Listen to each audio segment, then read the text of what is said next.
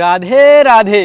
একবার মুক্তি দেবী ভগবান কৃষ্ণকে বলেছিল, কৃষ্ণ আমি সকলকে মুক্তি প্রদান করি, আমার মুক্তি কিভাবে হবে?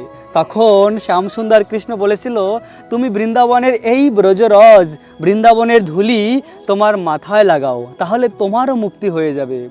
যে মুক্তি দেবী সকলকে মুক্তি প্রদান করে, সেই মুক্তি দেবীও এই বৃন্দাবনের ধুলা মাথায় লাগালে মুক্তি লাভ করে।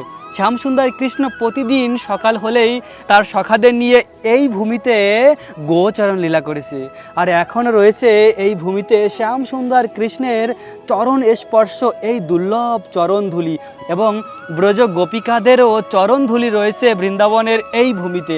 তাই তো এই ভূমির এই রজ অতি পবিত্র, ভূমিতে রয়েছে গোপিকাদের চরণধুলি, এবং বৃন্দাবনের এই ব্রজ রজ হচ্ছে ব্রহ্মার দুর্লভ। রাধে রাধে।